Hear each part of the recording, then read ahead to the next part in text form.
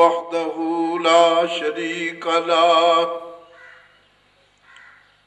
في الخلق والأمر إرغاما لمن جحد به وكفر ونشهد أن سيدنا وسندنا محمدا عبده ورسوله المبعوث إلى الأسود والأحمر لتتميم مكارم الأخلاق لا يخلق نبي ولا رسول بعده ولا أمة بعد أمته لا أمة بعد أمته ولا شريعة بعد شريعته ولا كتاب بعد كتابه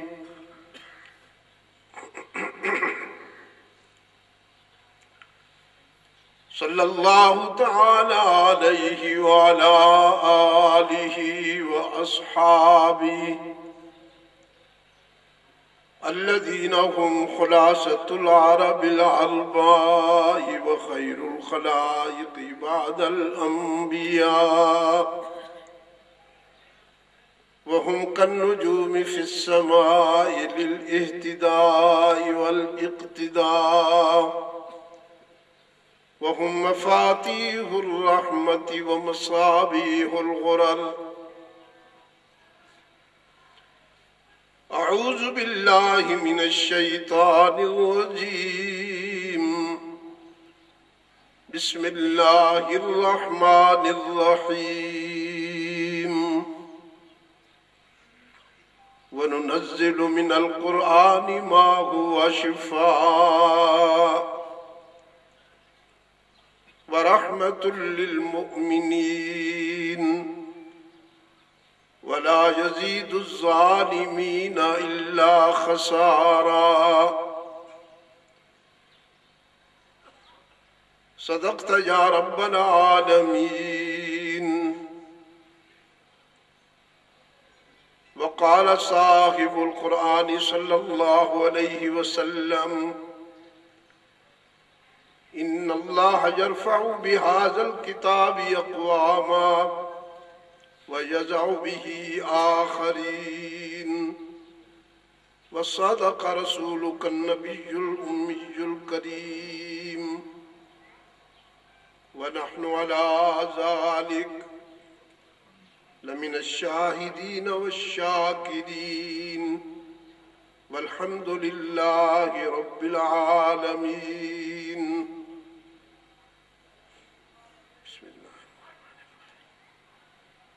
اللهم صل على محمد وعلى آل محمد كما صليت على إبراهيم وعلى آل إبراهيم إنك حميد مجيد.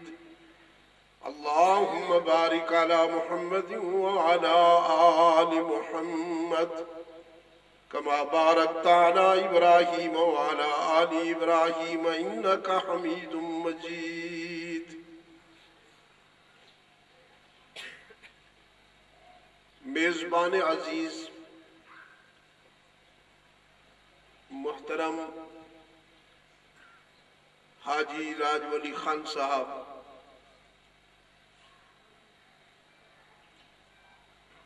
و اخوانہ،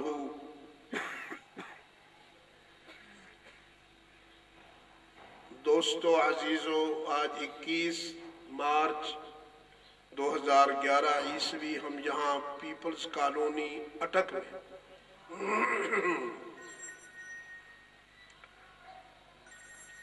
ایک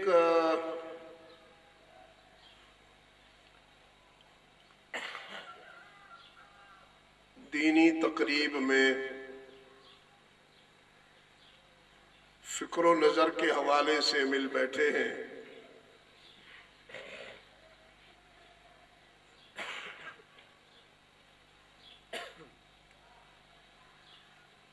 جیسا کہ آپ نے سنا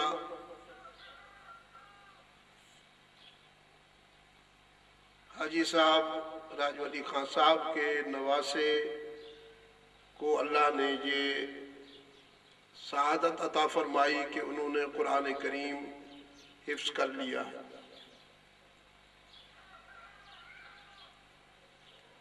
حاجی صاحب نے مجھے بیرون ملک کے سفر سے قبل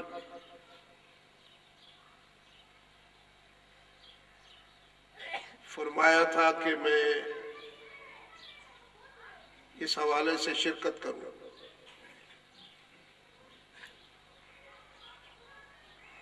میں مشرقی پاکستان چلا گیا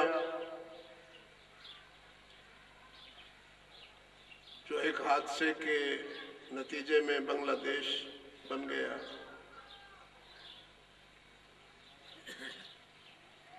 پھر جو ہمارا طے شدہ نظم تھا اس میں ترمیم کرنا پڑی کہ امارات کے احباب کا تقاضا ہوا کہ کچھ وقت میں وہاں سے واپسی پر دبئی، ابوظہبی اور شارجہ والوں کو دوں. چنانچہ 21 تاریخ کو ہم نے اپنی تدبیر میں طے کیا. اللہ کا کرم کہ اس کی تقدیر نے بھی ہماری لاج رکھ لی اور آج ہم اس حوالے سے مل بیٹھے.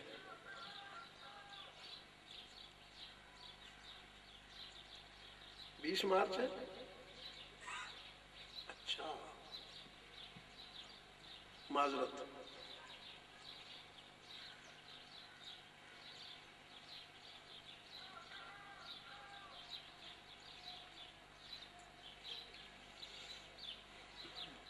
مارچ 2011 عیسوی.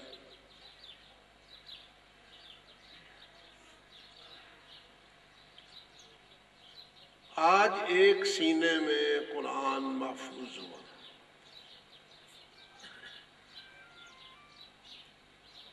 اگر ہو سکے تو یہ موبائل بند کر دیں. اس لمحے کو ضائع کر دیں گے، بار بار آپ کو ڈسٹرب کریں گے، آپ کی توجہ متاثر ہوگی. ہو سکے تو اس تھوڑے سے وقت میں ہم کچھ حاصل کر لیں.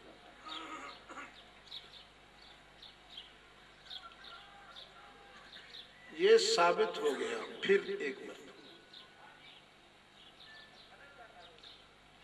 ایک مستشرق نے کہا ہے کہ دنیا میں جب نسل انسانی میں ایک فرد کا اضافہ ہوتا ہے، جب کوئی ماں کسی بچے کو جنم دیتی ہے تو یہ ثابت ہو جاتا ہے کہ قدرت ابھی تک مایوس نہیں ہوئی انسان سے، وہ اس نسل کو بڑھا رہی ہے.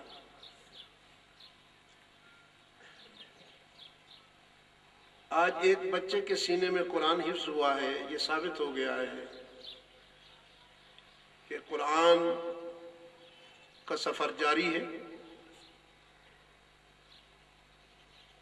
اور یہ سینہ بسینہ اپنا یہ سفر حشر تک جاری رکھے گا.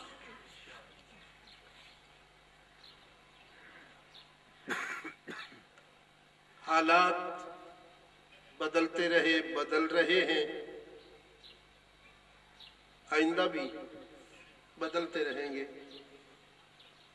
انسان آتے اور جاتے رہیں گے.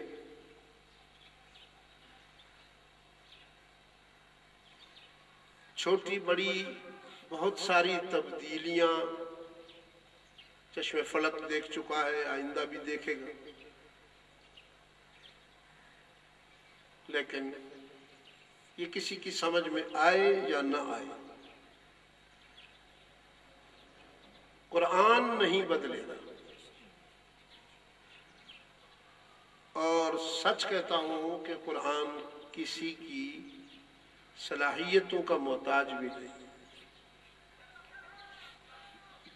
ایک کاشف ہمارا عزیز، اس کا احسان نہیں ہے کہ اس نے قرآن کو حفظ کر لیا. قرآن کا احسان ہے کہ قرآن نے اس بچے کے سینے کو پسند کر لیا. اور اس وقت رابطہ عالم اسلامی کے اعداد و شمار جو کچھ سال قبل جمع کیے تھے انہوں نے، ان کے مطابق قرآن کریم کے حفاظ کی تعداد کروڑوں میں ہے، کروڑوں میں۔ ان میں بچیاں ہیں، بچے ہیں۔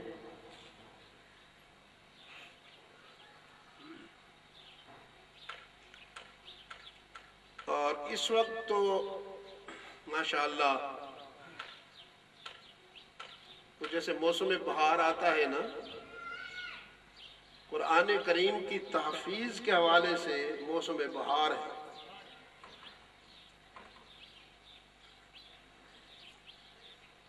بنگلہ دیش میں میں جو سفر کر کے آیا ہوں، ابھی 2-3 دن ہوئے واپسی ہوئی میری۔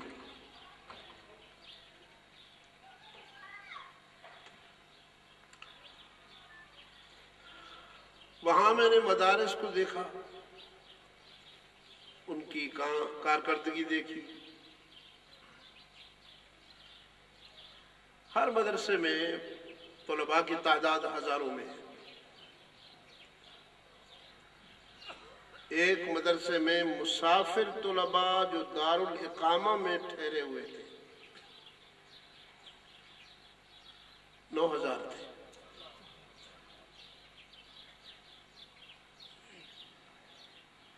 اور جب دستار بندی ہوتی رہی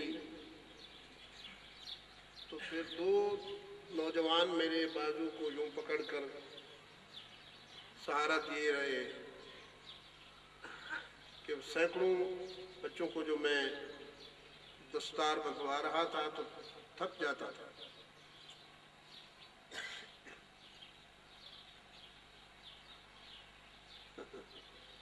قرآن کے دشمن قرآن کے حاسد رقابت کی آگ میں جل رہے ہیں، جل رہے تھے، شاید آئندہ بھی جلا کریں گے۔ یہ 1400 سال کا سفر کر کے آپ تک پہنچا ہے۔ اگر آپ مجھے اجازت دیں تو میں بتاؤں کہ پھولوں پہ چل کر نہیں آیا، کانٹوں پہ چل کے آیا ہے۔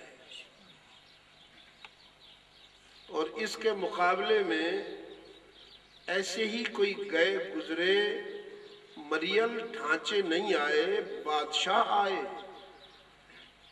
چٹانیں ٹکرائیں، لیکن دنیا کے اس بڑے سچ نے ہر چٹان کو ریزہ ریزہ کر دیا۔ اور یہ آج بھی پوری جوانی اور شباب کے ساتھ دنیا میں موجود ہے، اور بزبان حال کہہ رہا ہے کہ 1000 دام سے نکلا ہوں ایک جنبش میں، 1000 دام سے نکلا ہوں ایک جنبش میں، جسے غرور ہو آئے کرے شکار مجھے۔ ملک فہد سے بش نے کہا تھا،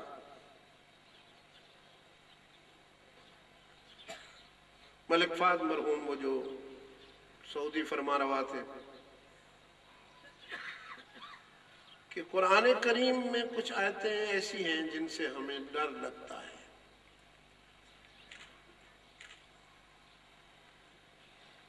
کچھ آیتوں سے ہم الرجک ہیں۔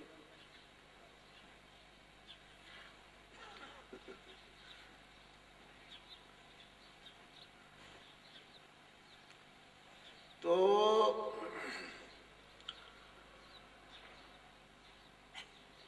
وہ آیتیں نکالی نہیں جا سکتی۔ اگر ان آیتوں کو نکال دیے جائے تو کیا فرق پڑتا ہے؟ ملک فہد مرحوم نے کہا، یہ کام تم نے کیا ہے اپنی کتاب کے ساتھ،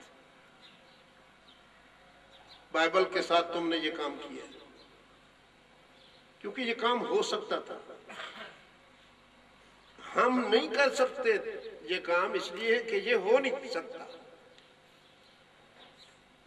قرآن کریم کی کوئی آیت نکالنا تو دور کی بات ہے، قرآن کریم کا ایک لفظ بھی کوئی نہیں بدل سکتا۔ ہارون رشید کا لڑکا ہے نا وہ مامون رشید،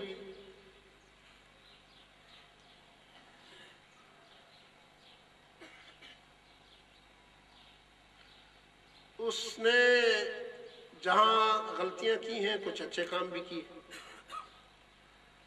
ہر انسان میں کچھ پھول بھی ہوتے ہیں، کچھ کانٹے بھی ہوتے ہیں۔ جس میں کوئی کمزوری نہ ہو وہ صرف نبی کی ذات ہوتی ہے۔ انبیاء علیہ السلام کے بعد پھر پھولوں کے ساتھ کانٹے چلتے ہیں۔ آپ یہ امید یا توقع بھی نہ کیا کریں کہ کوئی ایسا مل جائے کہ جو بس پھول ہی پھول ہو، کانٹے ساتھ ہوں گے۔ اگر آپ کو پھولوں سے محبت ہے، آپ سینسیئر ہیں پھولوں کے ساتھ، تو پھر کانٹوں سے آپ کو کمپرومائز کرنا پڑے گا، سمجھوتا کرنا پڑے گا۔ یہ مامون اپنے باپ کا قاتل بھی ہے، اس سے بڑا گناہ کیا ہوگا؟ ہارون رشید کو قتل کیا، اس نے باپ کو قتل کیا۔ سیاست بری بلا ہے، اللہ محفوظ رکھے۔ توبہ توبہ۔ میں ان لوگوں کو خراج تحسین نہ پیش کروں جو سیاست کرتے ہیں، میرا خیال ہے بڑے بہادر ہیں، ان کے سینے میں پتھر ہے، پتہ نہیں دل نہیں ہے۔ سیاست چاہے تو ایک ہی وقت میں منفی کو مثبت بنا دے، سیاست کا تقاضا ہو تو ایک ہی وقت میں مثبت کو منفی بنا دے۔ کوئی معمولی کام تو نہیں ہے، یہ کوئی باضمیر آدمی تو نہیں کر سکتا۔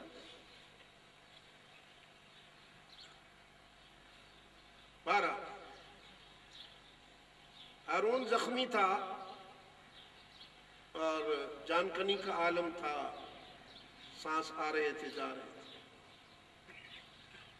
اقبال نے اس کیفیت کو منظوم کیا۔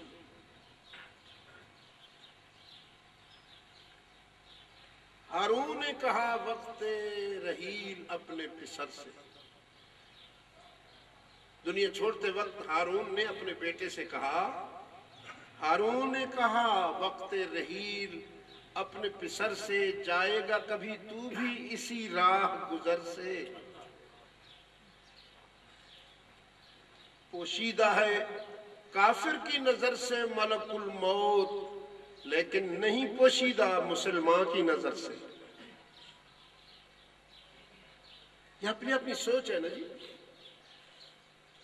کچھ لوگ دنیا چھوڑتے وقت گھبرا جاتے ہیں، پریشان ہو جاتے ہیں، اور کچھ لوگ دنیا چھوڑتے وقت فاتحانہ انداز میں جاتے ہیں۔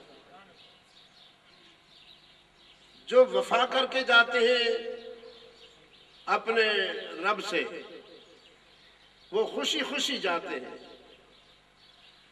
انہیں کوئی خوف نہیں ہوتا، کوئی حزن نہیں ہوتا۔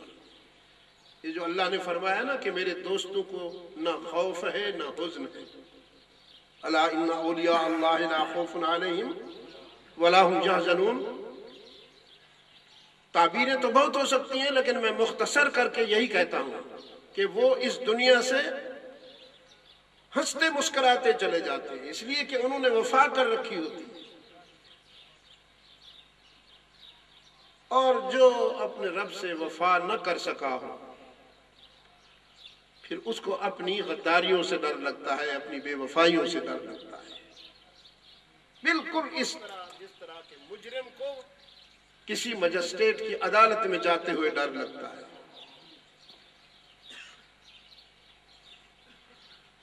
تو مامون کی عادت یہ تھی، اب میں اس کی اچھی بات بتاتا ہوں آپ کو۔ وہ اس کی سیاست تھی جس میں وہ مار کھا گیا، باپ کو قتل کر کے اگر اقتدار پایا بھی تو کیا پایا، لعنت ہے ایسے اقتدار پر۔ باپ کو قتل کر کے اگر کوئی شخص بادشاہ بھی بن جاتا ہے تو اس بادشاہی سے خوشبو تو نہیں آئی. بہرحال وہ حکمران تھا. عادت یہ تھی کہ ہر سال وہ عالمی اسکالرز بلاتا تھا، عالمی دانشوروں کا اجتماع کرتا تھا، اور اس میں کوئی شرط نہیں تھی کہ یہ دانشور مسلمان ہو. کوئی بھی آتا ہے، مسلمان ہے، نصرانی ہے، یہودی ہے، بدھ مت ہے، ہندو ہے، کوئی بھی ہے، آئے علم پر اپنا مقالہ پیش کرے. خود صدارت کرتا تھا، اور پھر جس اسکالر یا جس دانشور کا مقالہ علم کے موضوع پر سب سے بہتر ہوتا تھا اس کو وہ انعام دیتا تھا. مقالے پیش ہوتے رہے، یہ سنتا رہا. ایک شخص نے علم پر اتنا خوبصورت مقالہ پیش کیا کہ لوگ بھی متاثر ہوئے اور خود مامون بھی بہت متاثر ہوا. متاثر بھی ہوا اور یہ بھی طے کر لیا کہ کسی قیمت پر میں اسے مسلمان بناؤں گا، کیونکہ اس کو پتہ چل گیا تھا کہ یہ مسلمان نہیں ہے، غیر مسلم ہے.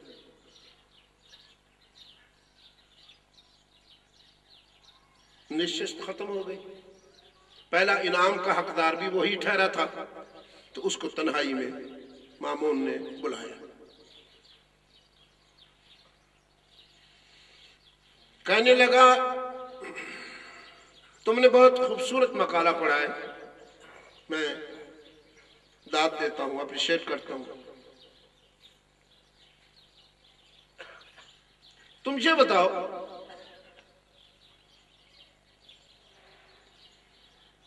اگر میں تمہیں یہ کہوں کہ تم اسلام قبول کر لو تو اس کی کیا قیمت لوگے؟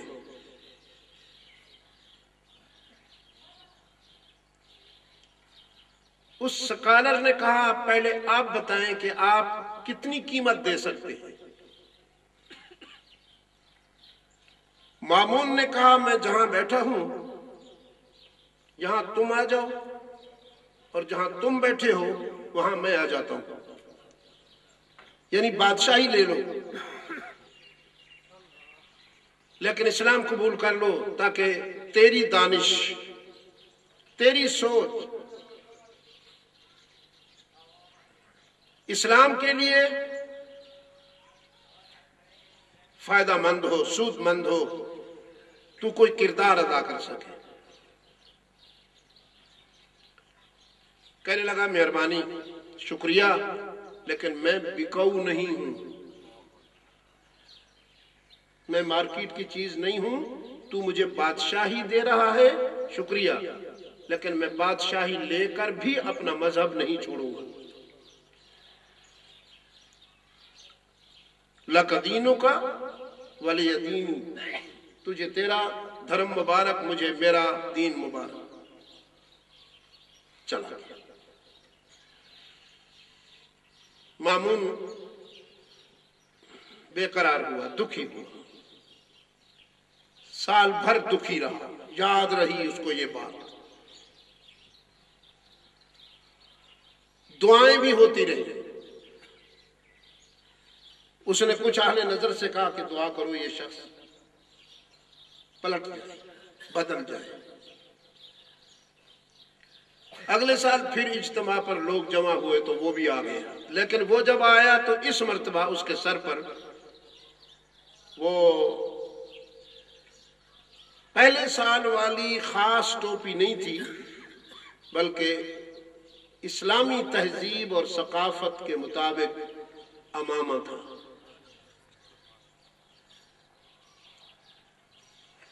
اور لباس بھی اسلامی تھا. عزیزان گرامی، ناراض نہ ہونا، اور اگر آپ ہوں ناراض بھی تو آپ جانیں اور آپ کی ناراضگی جانیں، میں اپنا فرض ادا کر رہا ہوں. یہ جو لباس ہے یہ ہماری پہچان ہے. ہر قوم کو اپنی پہچان بہت عزیز ہے. کچھ لوگ بڑے وسیع ظرف ہیں، وہ کہتے ہیں جی اس میں کیا رکھا ہے کہ میں نے 3 پیس سوٹ پہن لیا ہے اور آپ نے یہ امامہ اور یہ قمیض پہن رکھی ہے، پاجامہ پہن رکھا ہے، اس سے کیا فرق پڑتا ہے؟ سوچ صحیح ہونی چاہیے. اب اس اللہ کے بندے کو کون سمجھائے کہ یہ لباس جو ہے سوچ ہی کا تو مظہر ہے. سوچ کا پتہ کس طرح چلے گا؟ سوچ نے مجھے مجبور کیا کہ میں اس لباس میں رہوں کہ یہ اللہ کے رسول کے لباس کے قریب تر ہے. تجھے تیری سوچ نے مجبور کیا کہ تو وہ لباس پہن کہ وہ انگریز کے قریب تر ہے.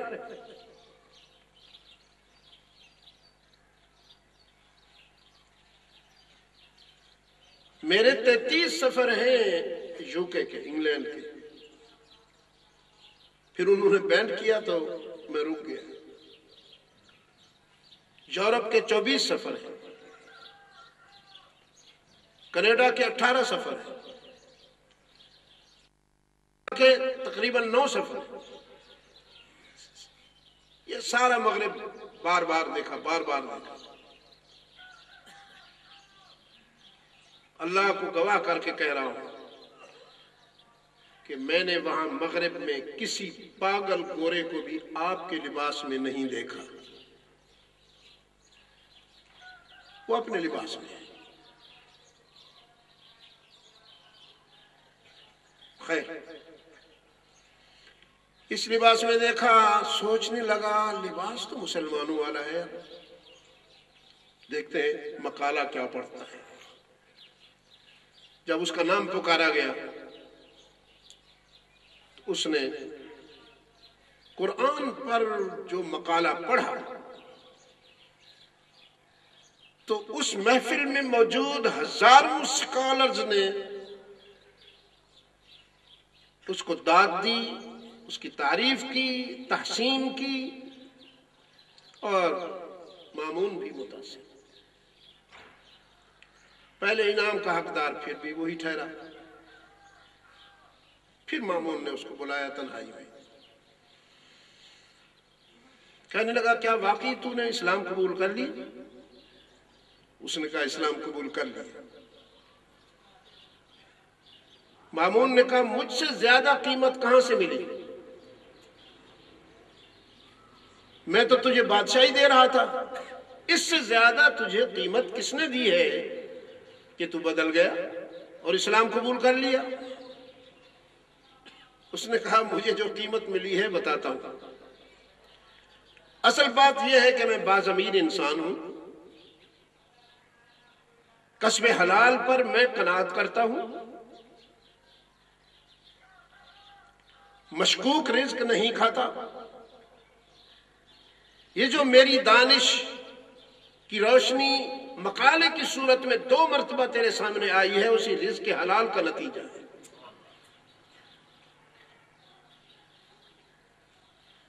پچھلے سال جب میں یہاں سے گیا ہوں آپ نے بادشاہی پیش کی، میں نے ٹھکرا دی، لیکن دال روٹی چلانے کے لیے میرے پاس تو کوئی اور ذریعہ نہیں تھا. تو میں نے سوچا آسمانی کتابیں لکھ لکھ کر اگر میں بیچوں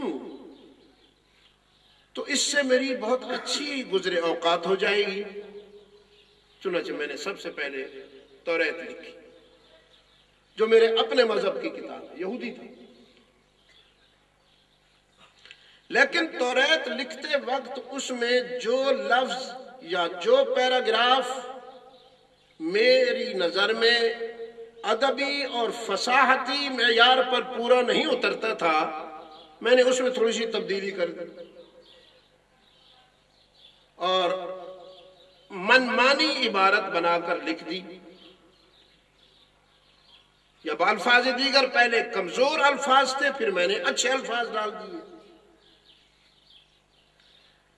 وہ کتاب جب میں نے لوگوں کے سامنے پیش کی تو لوگوں نے ہاتھوں ہاتھ لی، بہت اپریشیٹ کیا اور مجھے اس کا معاوضہ بھی خوب ملا۔ پھر میں نے انجیل لکھی، انجیل میں بھی میں نے کئی آیتیں بدلی، الفاظ بدلے جو میرے خیال میں ادب یا فصاحت کے معیار پر پورے نہیں اترتے تھے۔ میں نے اپنی پسند کے الفاظ یا آیتیں ڈال دی۔ جب میں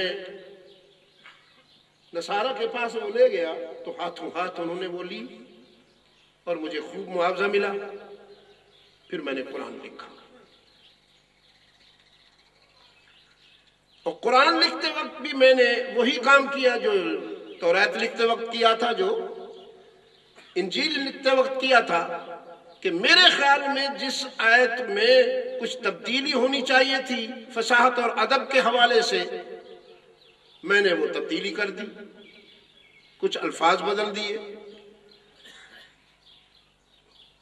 تو جب یہ لکھا ہوا قرآن میں مسلمانوں کے پاس لایا، جو ہی انہوں نے دیکھا کہ اس میں تو تبدیلی کی گئی ہے، انہوں نے وہیں مجھے پکڑ لیا۔ مجھے معاوضہ تو کیا ملتا، جوارش پاپوش ملی۔ جوتے مارے لوگوں نے، اس قدر مارا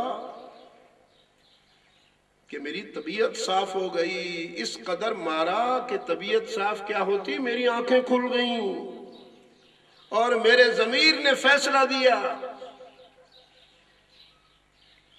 کہ اب فکر انسانی کی قیادت کا حق نہ توریت کو ہے نہ انجیل کو، اس لیے کہ ان میں نے تبدیلی کی تو لوگوں نے برداشت کر لی۔ اب انسانی قافلے کی قیادت صرف قرآن کر سکتا ہے، اس لیے کہ اگر اس میں کوئی تبدیلی کرنا چاہے تو ایسے حالات موجود ہیں کہ کر نہیں سکتا۔ قرآن کریم کو تبدیل نہیں کیا جا سکتا۔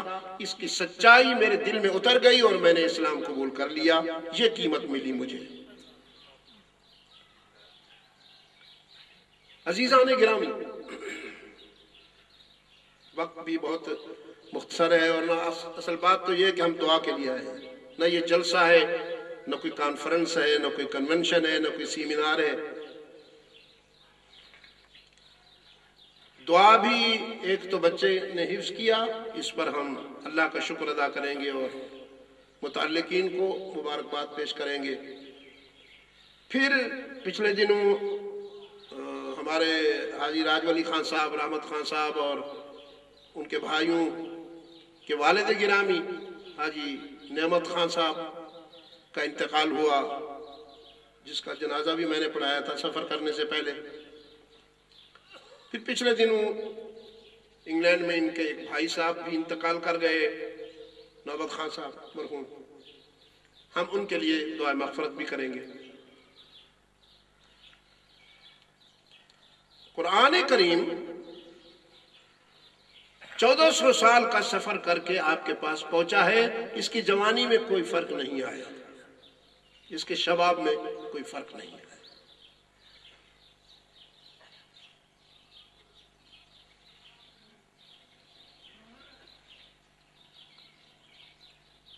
اللہ کے رسول صلی اللہ علیہ وسلم کی ایک حدیث بھی میں نے پڑھی،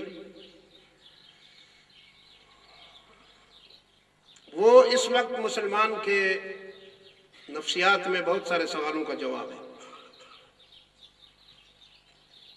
اکثر مجھ سے پوچھا جاتا ہے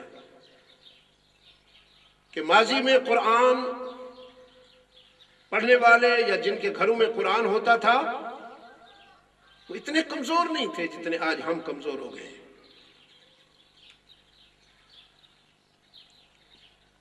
اللہ کے رسول صلی اللہ علیہ وسلم نے فرمایا ہے، ان اللہ یرفع بہذا الکتاب اقواما، اللہ تعالیٰ بعض قوموں کو اس کتاب کے ذریعے بلند کر دیتا ہے، یرفع، وَيَزْعُ بِهِ آخَرِينَ، اور کچھ قومیں اس سے دور ہو کر زوال پذیر ہو جاتی ہیں۔ یعنی قرآن کو اپنا کر بعض کمزور قومیں قوی بنتی ہیں اور قرآن کو چھوڑ کر قوی لوگ کمزور بنا. یہ تنکوں کو شہتیر بنانے کی صلاحیت بھی رکھتا ہے اور شہتیروں کو تنکوں سے حقیر بنانے کی صلاحیت بھی رکھتا ہے. یضل بہ کثیرا ویہدی بہ کثیرا.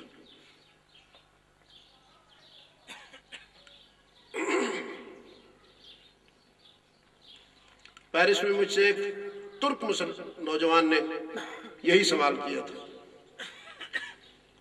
کہ ہمارے شاندار ماضی میں تو لوگ اتنے مضبوط تھے کہ 313 نے ہزاروں کو شکست دے دی اور آج ہم 1.5 ارب سے زیادہ ہیں.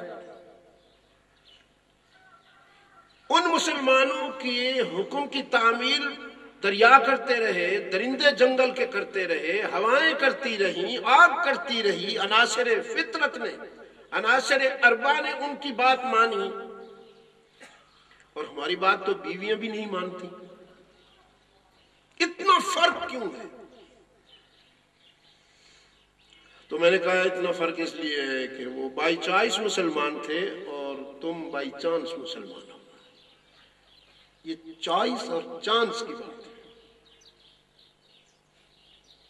انہوں نے قرآن کریم کو دل سے تسلیم کیا تھا،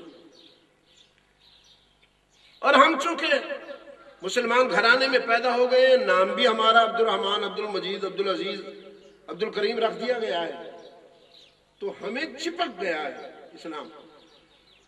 ادروائز ہم جو کچھ ہیں وہ ہم سے بہتر کوئی نہیں جانتا.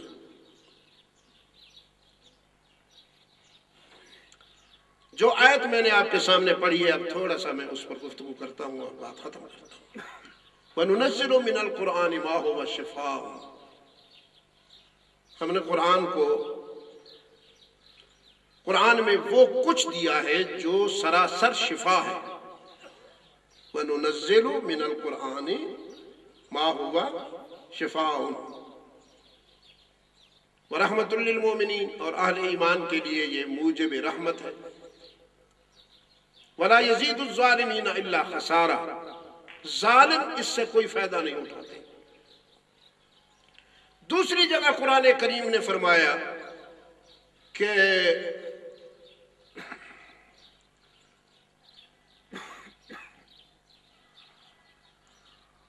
وَشِفَاءٌ لِمَا فِي الصُّدُورِ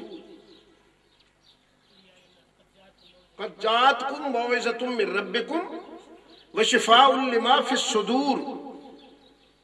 تمہارے رب کی طرف سے یہ موعظہ حسنہ آیا ہے اور یہ تمہارے دلوں کی بیماریوں کا علاج ہے. دل کی بیماریوں کا علاج ہے. اب دل کی اس بیماری کا مفہوم وہ نہیں ہے جو ہارٹ اٹیک کے حوالے سے ہے یا کولیسٹرول کے حوالے سے. وہ جسمانی بات ہے، حیوانی بات ہے، مادی تصور. وہ دل جس میں بلاکج ہو جاتی ہے، ورید بند ہو جاتی ہے، وینز کام نہیں کرتی ہیں، بلاکج ہو جاتی ہے، وہ حیوانی دل ہے جو آپ کو ہر کسائی کی دکان کے باہر لٹکا ہوا نظر آئے گا، جس کو آپ خریدتے ہیں اور پھر باربیکیو بنا کے تناول فرماتے ہیں. قرآن جس دل کی بات کرتا ہے وہ دل نہیں ہے.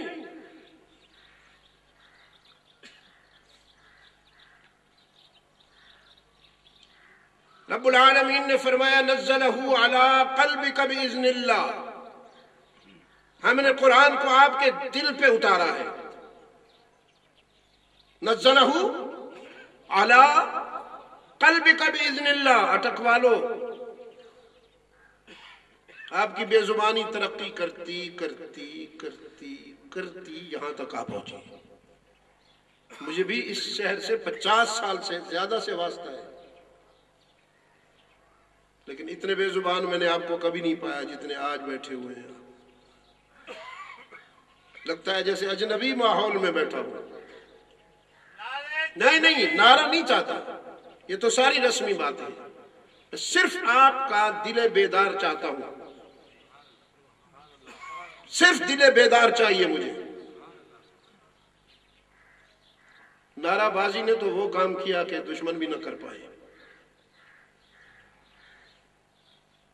کیا بات ہو رہی تھی جی؟ نزلہ علی قلبک، ہم نے آپ کے دل پر نازل کیا۔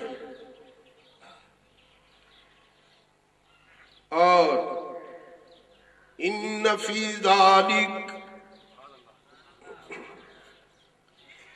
ان فی ذالک لذکریٰ لمن کان لہ قلب۔ یہ جو ہے نا، یہ اس کو روشنی فراہم کرتا ہے جس کا دل زندہ ہو۔ لمن کان لہ قلب۔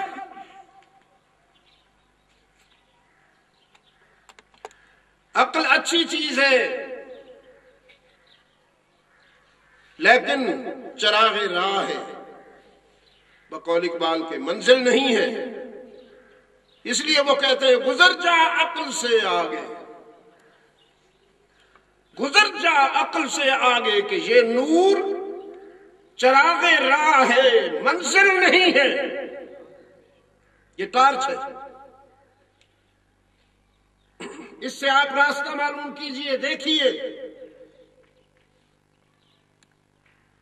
راستے کے اونچ نیچ کو سمجھیے۔ منزل نہیں، منزل دل ہے۔ عقل منزل تک نہیں جاتا۔ جب دل فیصلے کرتا ہے آگ میں کودنے کے تو عقل سرنڈر ہو جاتا ہے۔ عقل کبھی اجازت نہیں دیتا کہ آپ آگ میں کود جائیں۔ عقل کبھی اجازت نہیں دیتا کہ ہزاروں مسلح درندوں کے مقابلے میں 313 آ جائیں، کبھی اجازت نہیں دیتا۔ یہ فیصلے دل کے ہیں۔ ان فی ذالک لذکریٰ لمن کان لہ قلب۔ یہ اس کو روشنی فراہم کرتا ہے جس کے سینے میں دل زندہ ہے۔ عزیزان گرامی، یہی وہ بات ہے جو قرآن کہہ رہا ہے۔ وہ دل جب بیمار ہو جائے تو پھر قرآن اس کے لیے مسیحا بن کے آتا ہے، اور وہ دل اس وقت بیمار ہوتا ہے جب اس میں دنیا کی محبت بسیرا کر لے۔ ایک حدیث ہے جو خطبے میں، جمعہ کے خطبے میں ہر خطیب پڑھتا ہے۔ عرب میں تو آرام سے پڑھتے ہیں، سمجھا کے پڑھتے ہیں، لیکن ہم اجمی لوگ جو ہیں یہاں زیادہ آرام سے پڑھنی چاہیے تھی، مگر وہ تیزی سے پڑھی جاتی ہے چونکہ فارمیلٹی پوری کرنی ہوتی ہے۔ نہ لوگ سمجھنے کے لیے آتے ہیں اور نہ مولوی صاحب سمجھانے کے لیے آتے ہیں، ان کو بھی ٹائم پاس کرنا ہے، ان کو بھی ٹائم پاس کرنا ہے۔ لا تحب الدنیا، یہ حدیث ہے، لا تحب الدنیا، لا تحب الدنیا فتکونوا من الخاسرین۔ دنیا سے محبت نہ کرنا، مار کھا جاؤ گے۔ دنیا ضرورت کی چیز ہے، محبت کی چیز نہیں۔ اس کو ہاتھ میں رکھو یا جیب میں رکھو، دل میں نہ جانے دو، دل اس کے لیے خاص ہے۔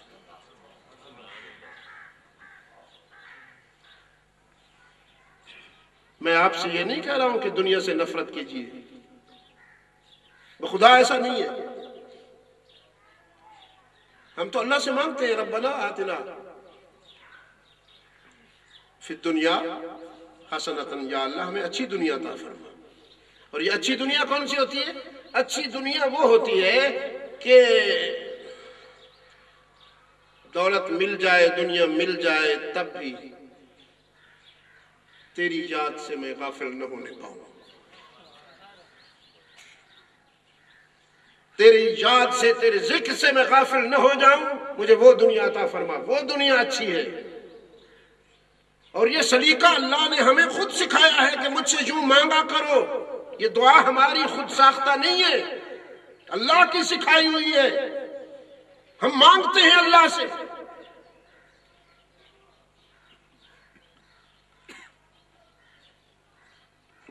مجھے بتایا گیا کہ حرم پاک میں ایک حاجی صاحب ملتزم کے سامنے دعا کر رہا تھا، یا اللہ آخرت اچھی کر دے، یا اللہ ایمان عطا فرما، یا اللہ، جیسے لوگ مانگتے ہیں۔ ایک اور حاجی آیا، وہ کہنے لگا یا اللہ ایک بنگلہ عطا فرما دے، ایک نئے ماڈل کی گاڑی عطا فرما دے، بہت بڑا بینک بیلنس بھی عطا فرما دے۔ اب وہ جو پہلا تھا اس نے یوں دیکھ کے اس کو کہا کہ بڑے بے شرم ہو تم، بیت اللہ میں آ کر بھی اللہ سے یہ چیزیں مانگتے ہو؟ اس نے کہا بے شرمی کی بات نہیں ہے، ضرورت کی بات ہے، میرے پاس یہ چیزیں نہیں ہیں، میں اپنے اللہ سے نہ مانگوں تو کس سے مانگوں؟ جو چیزیں میرے پاس نہیں ہیں وہ اللہ سے مانگ رہا ہوں، الحمدللہ ایمان ہے میرے پاس، جب ایمان ہے تو میری آخرت بھی محفوظ ہے۔ میرے پاس جو چیز نہیں میں اپنے اللہ سے مانگ رہا ہوں، اور جو تیرے پاس نہیں ہے شاید تو وہ مانگ رہا ہے، تو اپنی اپنی ضرورت کی بات ہے۔ دنیا حاصل کیجئے، خوب تجارت کیجئے، زراعت کیجئے، ملازمت کیجئے، کرپشن نہ کیجئے، کسی کا حق نہ ماریے، جائز طریقے سے اللہ آپ کو رزق میں فراوانی عطا فرمائے، لیکن اس کو اچھا بنا دے، بایمان کہ رزق مل جائے تو اللہ نہ بھول جائے، وہ اچھی دنیا ہے۔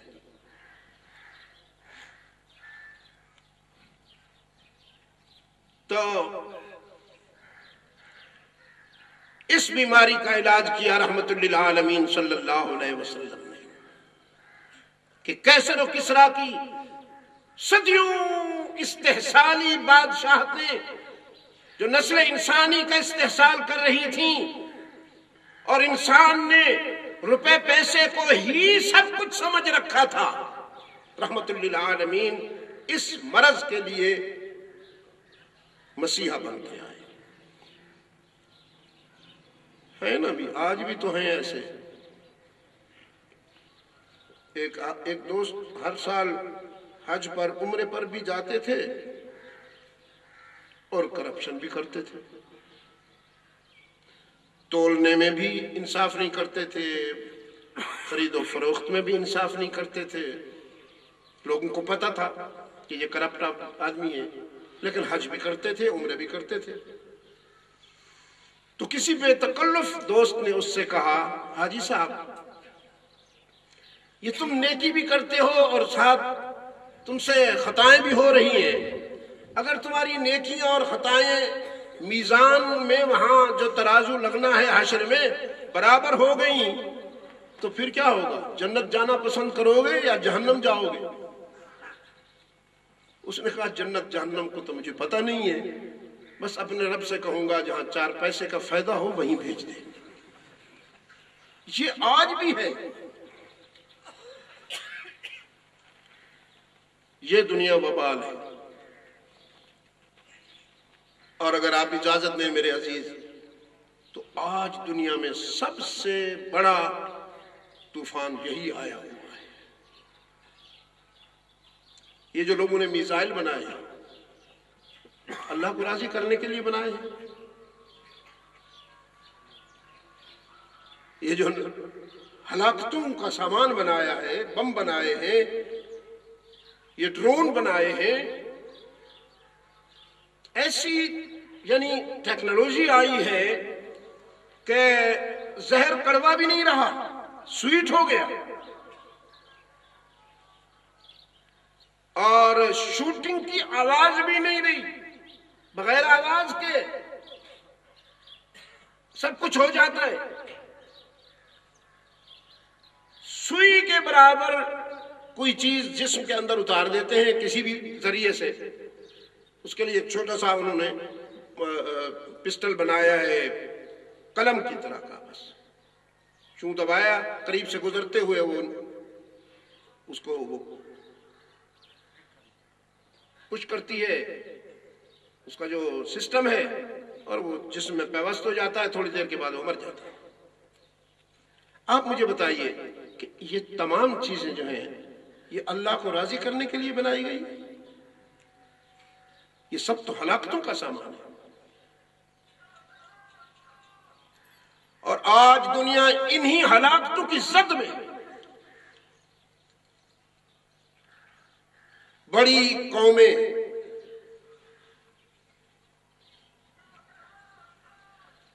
چھوٹی قوموں پر ظلم کرنا اپنا حق سمجھتے ہیں، اور چھوٹی قوموں کو جرم ضعیفی کے نتیجے میں انصاف مانگنے کا بھی حق نہیں ہے۔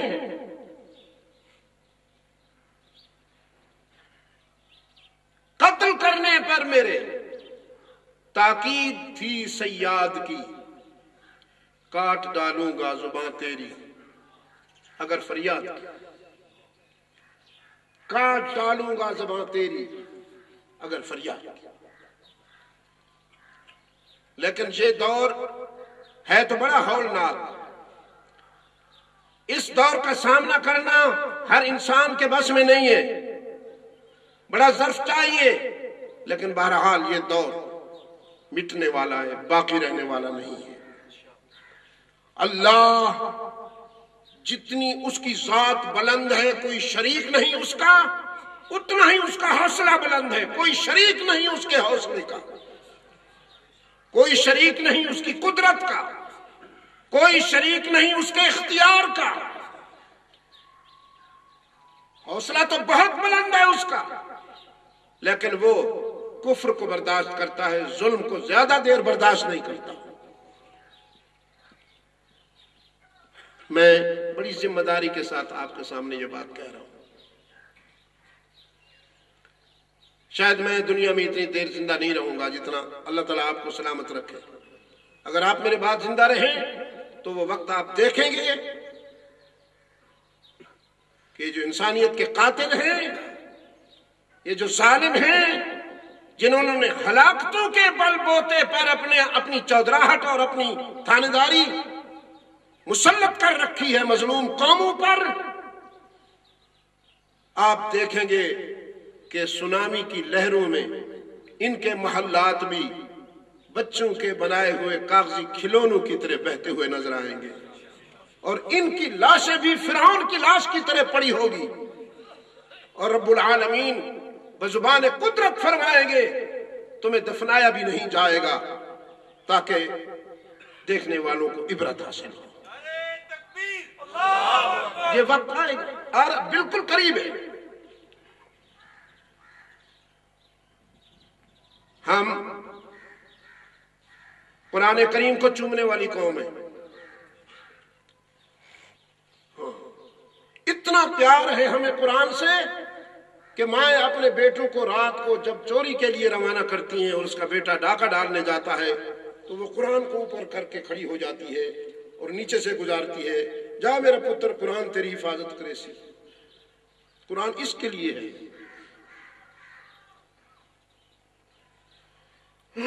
کچہریوں میں اس کی قسمیں کھانے والے پروفیشنل چند ٹکوں میں آپ کو مل جائیں گے،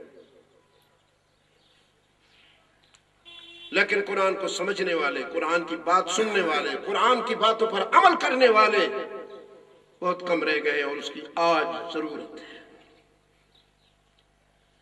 رحمت للعالمین صلی اللہ علیہ وسلم جو محبت وحی ہیں، جن کے قلب اطہر پر قرآن نازل ہوا، میں آپ سے پوچھتا ہوں انہوں نے دنیا سے محبت کی؟ دنیا نے ان سے محبت کی۔ یہ قانون فطرت ہے، آپ دنیا کو پیار کریں گے، دنیا آپ کو کک مارے گی، اور اگر آپ دنیا کو نظر انداز کریں گے تو دنیا آپ کا پیچھا کرے گی۔ سیدنا علی رضی اللہ تعالیٰ عنہ کبھی کبھی چلتے چلتے رک جاتے تھے اور یوں دیکھ کے فرماتے تھے تجھے مغلظہ دے چکا ہوں، رجوع کی گنجائش نہیں ہے، یعنی 3 طلاقیں دے چکا ہوں۔ لوگ دیکھتے تھے کہ کس کو کہہ رہے ہیں، کوئی نظر تو نہیں آ رہا۔ 1 مرتبہ سنا، 2 مرتبہ سنا، تیسری مرتبہ سنا تو پوچھا حضرت آپ کس سے کہتے ہیں؟ کوئی منکوحہ یا مطلقہ تو نظر نہیں آتی؟ فرمانے لگے میں کسی منکوحہ سے تھوڑی کہتا ہوں، یہ دنیا بن سنور کر فل میک اپ کر کے بیوٹی پارلر سے میرا پیچھا کرتی ہے، اور میں اس کمینی سے کہتا ہوں کہ تیرا رنگ و روغن مجھے دھوکہ نہیں دے سکتا کہ میں محمد عربی کا تربیت یافتہ ہوں، میں رحمت للعالمین صلی اللہ علیہ وسلم کا تربیت یافتہ ہوں، تیرا رنگ و روغن مجھے فریب نہیں دے سکتا۔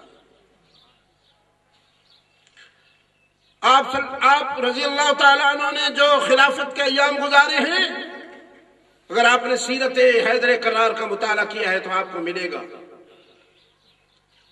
سیدنا حسن رضی اللہ تعالیٰ عنہ، چونکہ وہ اس وقت قریب تر تھے والد گرامی کے، وہ فرماتے ہیں مجھے یاد نہیں کہ کبھی میرے والد گرامی نے مسلسل 2 وقت کا کھانا کھایا، 1 وقت کا کھاتے تھے تو پھر 2-3 وقت نہیں، اور جب کھاتے تھے تو وہ بھی کیا کھاتے تھے؟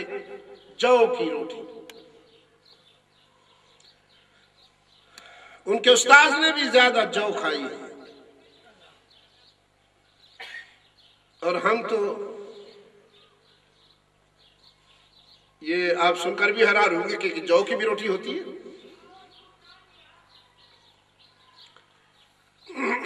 ایک وزیر تعلیم صاحب میرے ساتھ بیٹھے تھے جہاز میں، متعارف بھی تھے، جانتے بھی ہیں، تھوڑی سی بے تکلفی بھی ہے۔ مجھ سے کہنے لگے کہ شاہ صاحب آپ جو بچوں کو حفظ کرواتے ہیں اس کا کیا فائدہ ہے؟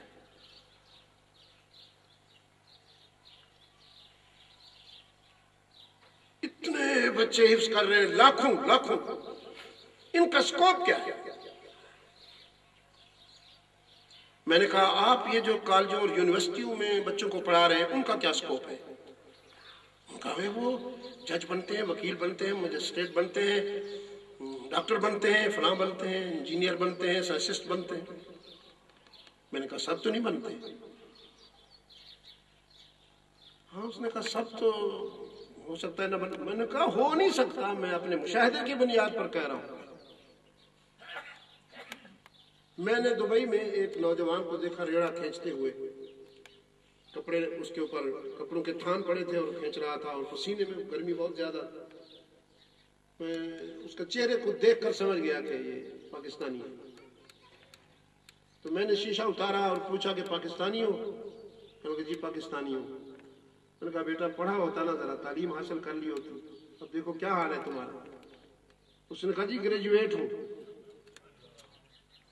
لیکن وہ جو گریجویشن کی سند ہے نا وہ کاغذ ہے، پراٹھا نہیں ہے کہ میں پیٹ بھروں اس سے۔ اور دفتروں کے چکر کاٹ کاٹ کر میں نے جوتے گھسائے ہیں، مجھے کہیں کوئی تک کی ملازمت نہ ملی، تو پھر یہاں آ کر اپنا دال روٹی مہیا کرنے کی کوشش کر رہا ہوں۔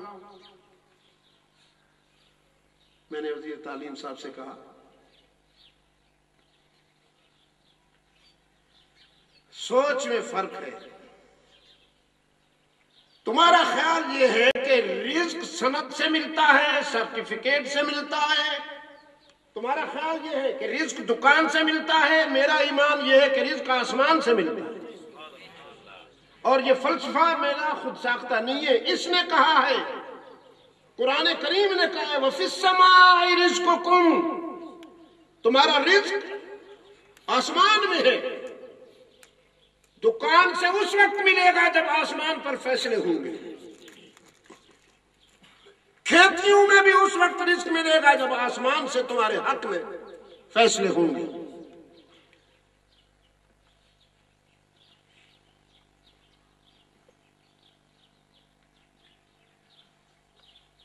میں نے کہا ہم قرآن پڑھاتے ہیں بچوں کو، پھر قرآن اگر وہ قرآن سے وفا کریں تو قرآن ان کو رسوا نہیں ہونے دیتا۔ بہت ساروں نے خودکشیاں کی ہیں، ہوتی رہتی ہیں، دیکھتے رہتے ہو، سنتے رہتے ہو، پڑھتے رہتے ہو، لیکن کسی قابل ذکر عالم نے آج تک خودکشی نہیں کی۔ صحیح کہہ رہا ہوں؟ اللہ ماشاء اللہ۔ ہر کلیے میں کچھ استثناء تو ہوتا ہے، میں اس کا انکار نہیں کرتا ہوں، لیکن للأکثر حکم الکل ہے۔ تو کسی عالم نے خودکشی نہیں کی ہوگی انشاءاللہ۔ یہ ٹھیک کہہ رہا ہوں؟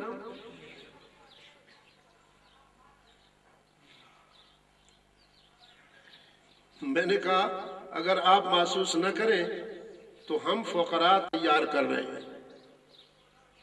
فقراء کہتا ہے کیوں آپ گداگر تیار کر رہے ہیں؟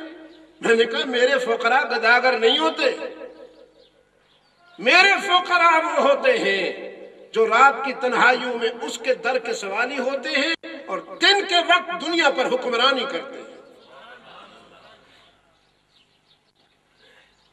سنیے اس کی، یا ایوہ الناس، یا ایوہ المومنون نہیں کہا، انسانیت کو پکارا، یا ایوہ الناس انتم الفقراء الى اللہ واللہ هو الغنی الحمید۔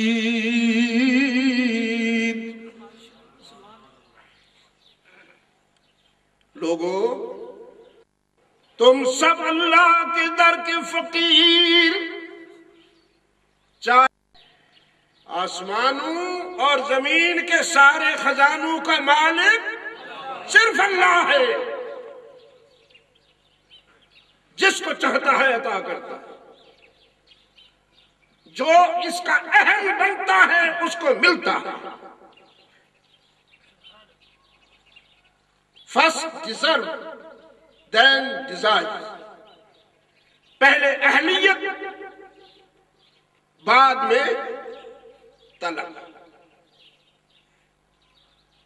First deserve، آسمانوں اور زمین میں جو کچھ ہے سب کچھ کا مالک صرف اللہ ہے۔ میں نے کہا تم اللہ کرے اس بات سمجھ لو، ہمارا تو امام بھی فقیروں کا امام ہے، ہمارا امام فقیروں کا امام ہے، سید الفقراء ہے صلی اللہ علیہ وسلم۔ انہوں نے فرمایا الفقر فخری، فقر میری، آپ عام ترجمہ کریں گے نا فقر میرا فخر ہے، لیکن میں اس کا ترجمہ کرتا ہوں فقر میری بادشاہی ہے، فقر میری بادشاہی ہے۔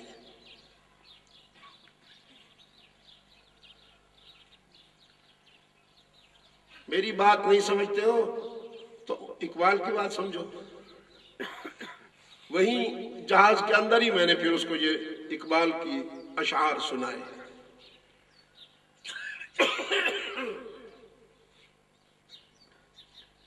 فرمایا کسے خبر کے ہزاروں مقام رکھتا ہے،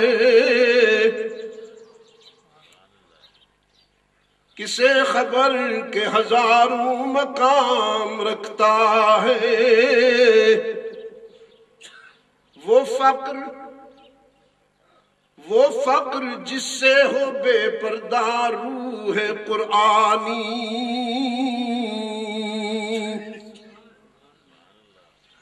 وہ فقر جس سے ہو بے پردہ روح قرآنی،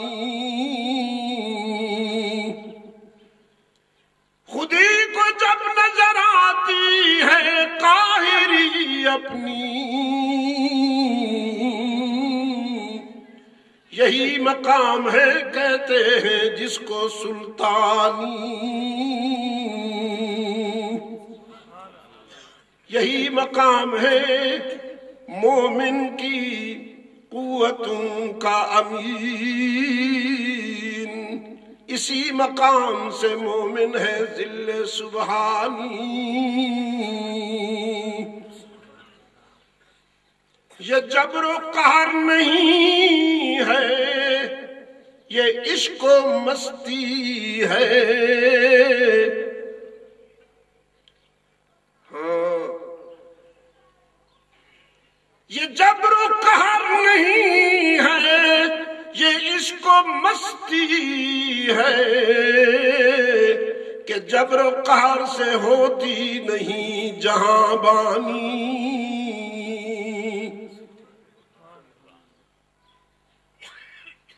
ڈنڈوں سے نہیں ہوتی حکمرانی، ہاں اگر جانوروں کا کوئی ریڑا ہو اسے ڈنڈوں سے چلایا جائے گا، لیکن انسانی ضمیروں پر حکمرانی جبر سے نہیں ہوتی۔ آج جن کے پاس ڈنڈا ہے، آج جن کے پاس ہلاکتوں کے سامان ہیں، جنہوں نے بم بنایا، نیوکلیئر بنایا، میزائل بنائے، ڈرون بنائے، ٹٹولیے انسانی ضمیروں کو، ہر انسان کا ضمیر آج ان پر لعنت بھیجتا ہے، لیکن عشق و مستی سے حکمرانی کیسے ہوتی ہے؟ مدینہ میں ایک ماں اپنی بیٹی سے کہتی ہے، بیٹی دودھ میں پانی ملا لو، ذرا پیسے زیادہ مل جائیں گے۔ عمر میں تو بڑی ہے بیچاری، ماں ہے، لیکن کتنی چھوٹی ہے، اور وہ بیٹی عمر میں تو چھوٹی ہے لیکن دیکھیے کتنی بڑی ہے۔ بیٹی کہتی ہے، ماں امیر المومنین نے منع کیا ہے، ایسا کرنا نہیں چاہیے۔ ماں کہتی ہے، امیر المومنین تو نہیں ہے، یہاں تو میں ہوں اور تو ہے۔ وہ بچی کہنے لگی، امیر المومنین تو نہیں ہے لیکن اس کا رب تو دیکھ رہا ہے۔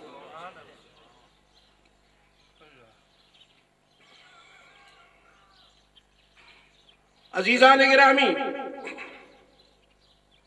پھر میں نے اس کی تائی کو پکڑ کے کہا، کیا گیا ہے غلامی میں مبتلا تجھ کو، کیا گیا ہے غلامی میں مبتلا تجھ کو، کہ تجھ سے ہو نہ سکی فقر کی نگہبانی۔ ناراض تو نہیں ہو گئے؟ آج لوگ آتے ہیں اور تمہارے ہنستے بستے گھروں پر آگ برسا کر انہیں تہس نہس کر دیتے ہیں، اور تم صبر کرنے پر مجبور بیٹھے ہو۔ کیا خیال ہے اقوام عالم میں تم جیسا کوئی محترم ہے؟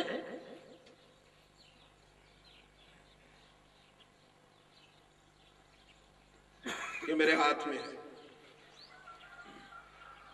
میں نے بنگلہ دیش کے 31 سفر کیے ہیں، یہ ابھی آخری سفر میں کر کے آیا ہوں، 31واں۔ وہ میرا مشرقی پاکستان، خدا غارت کرے ان ظالموں کو، خدا غارت کرے ان ظالموں کو جنہوں نے میرے پاکستان کا سودا کیا، میرے پاکستان کو توڑا۔ ان توڑنے والوں میں کوئی عالم نہیں تھا۔ عالم آپ کو اچھے تو نہیں لگتے؟ اچھا تو آپ کو بھی ذرا سمارٹ ہونا چاہیے 3 پیس سوٹ میں۔ لیڈر بننے کے لیے انگریز کی غلامی ضروری ہے۔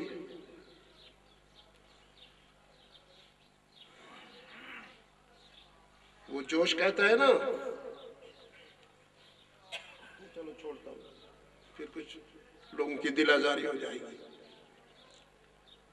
مشرقی پاکستان کو توڑنے میں کوئی عالم نہیں تھا، پاکستان کو لوٹنے میں بھی کوئی عالم نہیں ملے گا آپ کو۔ علماء نے تو کوڑیوں کے حوالے سے کروڑوں کا کام کر دیا، لاکھوں سینوں میں قرآن اتارا، لاکھوں دل و دماغوں کو قرآن و سنت کے علوم سے مزین کیا، اور فساد بھی علماء کرنے والے نہیں ہیں، فساد کرنے والے وہی ہیں۔ موت سے پہلے اللہ نے آپ کو دکھا دیا ہے، لاہور میں ایک درندہ پکڑا گیا، یہی عنصر ہے فساد کرنے والا، خود کش حملے ہوں یا بلاسٹنگ ہو۔ دنیا پاکستان میں جہاں کہیں تباہ کاری ہو رہی ہے وہ یہی عناصر کر رہے ہیں، جن کا ایک نمائندہ لاہور میں پکڑا گیا، اللہ نے اتمام حجت کر دی، پھر نہ کہنا ہمیں خبر نہ ہوئی۔ اور ہمارے میڈیا والے، اللہ ان کو بھی خوش رکھے، یہ بھی قوم کے بہت بڑے محسن ہیں، جہاں کہیں کوئی بلاسٹنگ ہوتی ہے یا واقعہ ہوتا ہے فوراً خبر لگ جاتی ہے۔ طالبان نے ذمہ داری قبول کر دی، وہ طالبان تمہارے ہیں، پھر وہ اسلام کے نہیں ہیں۔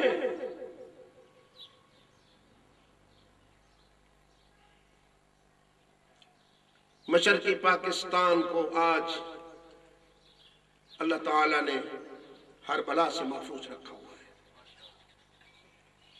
میں نے کلکتہ سے سلہٹ تک اس دورے میں بین الاقوامی کانفرنسیں جو ہوئیں، انٹرنیشنل اسلامک کانفرنسیں، ان کی تعداد 28 تھی، کہیں 2 روزہ کہیں 3 روزہ۔ تو ہر کانفرنس کے آخری اجلاس میں میں نے دعا کی اور گفتگو کی، رات کے 2 بجے تک، 1:30 بجے تک، اور تعداد سننے والوں کی کہیں 5 لاکھ، کہیں 7 لاکھ، کہیں 10 لاکھ، ہزاروں کی بات نہیں، لاکھوں میں۔ کوئی لا اینڈ آرڈر کا پرابلم نہیں ہے، کوئی بد امنی نہیں ہے۔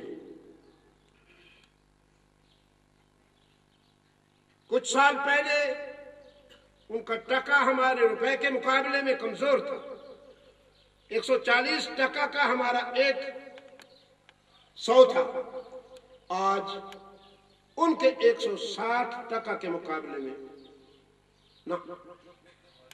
160 روپے کے مقابلے میں ان کا 100 ٹکا ہے۔ پوری قوم لگی ہوئی ہے اسمال انڈسٹری کے حوالے سے، کام کر رہے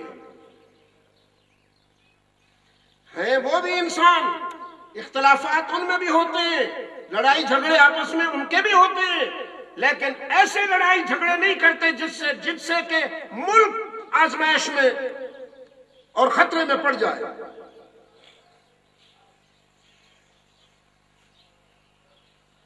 میں نے تو سچی بات بتا دوں گا، اکثر بڑی بڑی کانفرنس میں، چٹاگانگ میں، کاکسس بازار میں، سلہٹ میں نے ڈھاکہ میں لوگوں سے کہا، وہاں مسلمانوں سے، تم ہمیں معاف کر دو،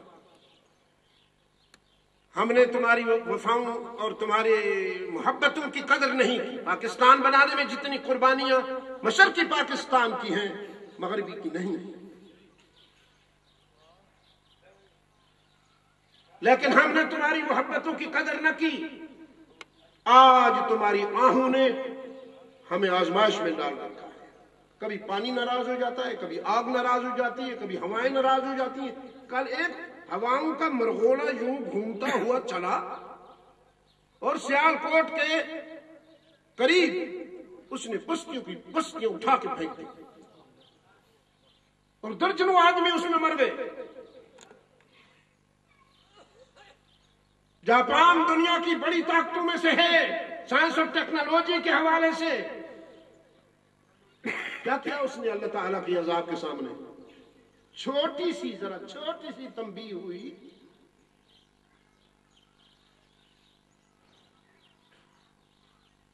ایک آیت سامنے آئی ہے، وہ پڑھتا ہوں، بات ختم کرتا ہوں۔ وَلِلَّهِ جُنُودُ السَّمَاوَاتِ وَالْأَرْضِ وَلِلَّهِ جُنُودُ السَّمَاوَاتِ وَالْأَرْضِ، آسمانوں اور زمین کے سارے لشکر اللہ کے ہیں۔ وہ جب چاہتا ہے پرندوں سے لشکر کا کام لیتا ہے، چیونٹیوں سے لشکر کا کام لیتا ہے، مچھروں سے۔ اگر کوئی نمرود بنتا ہے تو پھر اس کے لیے کوئی نمرود نہیں آتا، ایک مچھر اس پر مسلط کر دیا جاتا ہے۔ یہ کہانیاں نہیں ہیں، یہ حقیقتیں ہیں۔ ان کو جب بھی آپ کا دل چاہے سمجھ لیجئے اور اپنی زندگی کو بدل لیجئے، اپنے رب سے قریب ہو جائیے۔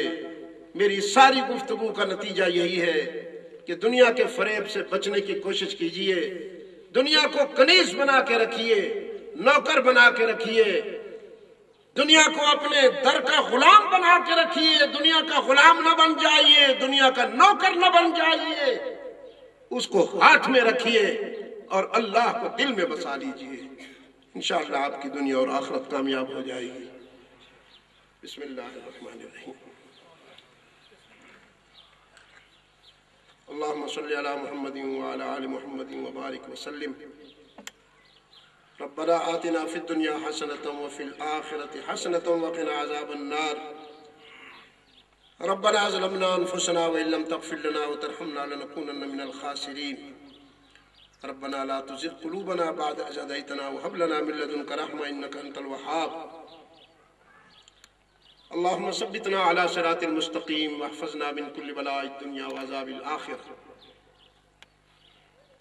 الہ العالمین، عالم اسلام کی مدد فرما۔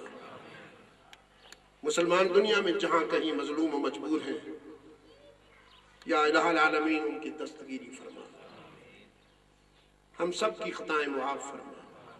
یا رب ہمارے گناہوں سے درگزر فرما، ہمیں دنیا اور آخرت کی کامیابی عطا فرما۔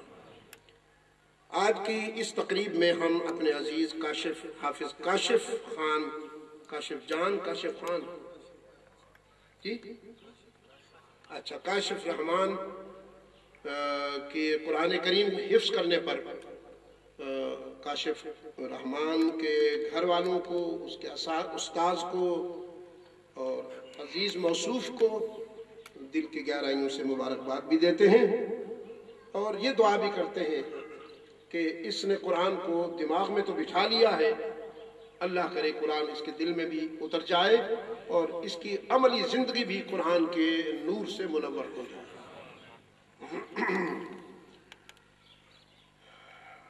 ہمارے ان عزیزوں کے والد گرامی فاصل خان صاحب، اکبر خان صاحب اور رحمت خان صاحب، نوبت خان اللہ کو پیارے ہو گئے، حاجی راج ولی خان، میں ان سب سے تعزیت بھی کہتا ہوں۔ کچھ وقت میں نے ان کے ہاں گھر میں بھی گزارا ہے، لیکن وہاں میں نے کوئی تعزیت نہیں کی، اس لیے کہ میں آپ کے سامنے، آپ اور میں مل کر دعا کریں کہ اللہ تعالیٰ ان کے والد گرامی کو بھی اپنی جوار رحمت میں جگہ عطا فرمائے، ان کے درجات بلند فرمائے، اور ان کے بھائی نوبت خان صاحب کو بھی اللہ تعالیٰ اپنی جوار رحمت میں جگہ عطا فرمائے، ان کے درجات بلند فرمائے، اور اس پورے گھر کو اللہ تعالیٰ صبر و حوصلہ عطا فرمائے۔ انہیں اپنے بچے کی تحفیظ کی سعادت مبارک ہو، اور اپنے والد گرامی اور بھائی کی وفات پر اللہ تعالیٰ ان کو صبر و حوصلہ عطا فرمائے۔ آپ سب حضرات جو تشریف لائے ہیں، اللہ تعالیٰ آپ سب کو بھی دنیا و آخرت کی کامیابیوں سے ہمکنار فرمائے۔ میں بہت شکر گزار ہوں، آپ نے ایک ضعیف اور بیمار آدمی کی گفتگو کو سماعت فرمایا۔ اللہ تعالیٰ آپ کو اجر عظیم عطا فرمائے۔ وصلی اللہ تعالیٰ علی خیر خلقہ محمد وبارک وسلم۔